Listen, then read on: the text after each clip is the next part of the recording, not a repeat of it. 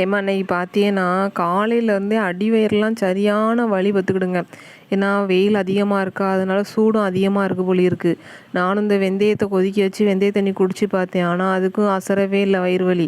அதுக்கப்புறம் பார்த்தீங்கன்னா அந்த மோர் இருக்குல்ல, கடையில் வாங்கின பாக்கெட் தயிர் தான், அதில் கொஞ்சம் கொத்தமல்லி, காயப்பொடி, அதுக்கப்புறம் கொஞ்சம் உப்பு போட்டு நல்லா அந்த பழைய சோத்து தண்ணி இருக்குது பற்றிலாம் அதை நல்லா ஊற்றி ஒரு 5-6 கிளாஸுக்கு அடித்து பிள்ளைகளுக்கு எல்லாத்துக்கும் எங்கள் வீட்டுக்காரர்களுக்கும் ஒவ்வொரு கிளாஸை கொடுத்துட்டு நான் ஒரு 2 கிளாஸை குடித்தேன் பார்த்துக்கிடுங்க.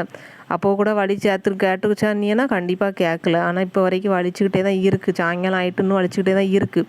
அதுக்கப்புறம் பிள்ளைகள் வந்து பண்டை வேணும், நல்லா ஒத்திச்சோறு தான் எனக்கு வெள்ளை கொலக்கட்டை வேணுங்க, ஒத்திச்சோறு தான் எனக்கு சத்துண மாவு கொலக்கட்டை வேணும்னா, நான் ஒரு தேங்காவை மட்டும் தேங்காவை நல்லா அரைச்சி கொஞ்சம் நல்லா வறுத்து மட்டும் கொடுத்துட்டேன். யார் யாருக்கு என்னென்ன கொலக்கட்டை வேணுமோ அதை அவியவே பிடிச்சிக்கோங்க அப்படின்னு சொல்லிட்டு 2 பேரும் கொஞ்சம் கொஞ்சம் மாவு எடுத்து கொலக்கட்டை பிடிச்சி அவிச்சிருக்காளுவே. நான் இப்போ தான் பார்த்தேன், அவிச்சு முடித்த பிறகு தான் வந்தே எட்டி பார்த்தேன் எப்படி தான் அவிச்சிருக்காளுன்னு பார்ப்போன்ட்டு. ஆனால் நல்லா தான் இருக்குது பார்க்கறதுக்கு.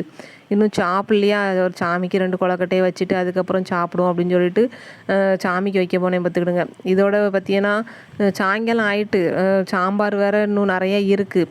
சாம்பாரையும் வந்து சூடு பண்ணிடுவோம் கையோட. அப்படின்னா தான் இப்போ 4-5 மணி ஆகுதா, சாம்பாரை சூடு பண்ணலைன்னா அந்த 1 மணிக்கு நுரையா வர ஆரம்பிச்சிடும். ஏன்னா இன்றைக்கி நைட்டுக்கு பார்த்தீங்கன்னா சோறு நிறையா இருக்குது, சாம்பாரும் நிறையா இருக்குது.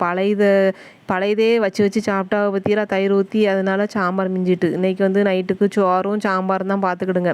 அதுக்கப்புறம் நல்லா இன்றைக்கி வெள்ளிக்கிழமைல கோயிலுக்கு போயிட்டு வந்தாச்சு. போயிட்டு வந்து விளக்குமாறு இல்லை வீட்டில். எது இல்லைனாலும் பரவாயில்ல, விளக்குமாறு வேணும். அப்போ தானே எப்போ பார்த்தாலும் பெருக்க முடியும். சீக்கிரம் விளக்குமாறு தேயுது. ரேட்டு கூட இருக்குது, ஆனால் விளக்குமாறு சீக்கிரம் தேயுது. அப்பப்போ அடிக்கடி வாங்க வேண்டி இருக்குது. அதனால இன்றைக்கி போய்ட்டு ஒரு விளக்குமாறு வாங்கிட்டு வந்து பார்த்துக்கிடுங்க. அதுக்கப்புறம் பார்த்தீங்கன்னா புளி காலி ஆகிட்டு. இந்த எப்போவுமே நம்ம வெள்ளிக்கிழமை கோயிலுக்கு போயிட்டு வரும்போது தானே எதையாவது வாங்கிட்டு வருவோம், உங்களுக்கு தெரியுங்களா. இன்றைக்கி வந்து எப்போ நான் மட்டும் தான் கோயில் போவோம். இன்றைக்கி எங்கள் வீட்டுக்காரைகளும் சேர்ந்து வந்தாவே 2 பேரும் வண்டியில் போய் தான் விளக்குமாறு இந்த ஜாமான்கள்லாம் வாங்கிட்டு வந்தோம். அப்புறம் கொத்தமல்லி டெய்லி கடுங்காய் போடுறது கொத்தமல்லி வேணும்ல, அதனால் கொத்தமல்லியை ஒரு 1/4 கிலோ வாங்கிட்டு, இந்த சோப்பு பற்றிலாம் அத்தியாவசிய தேவையை வாங்குறதுக்கே 500 ரூபா ஆகுது வாரத்துக்கு. எங்கேருந்து வரும் பாருங்கள் துட்டு.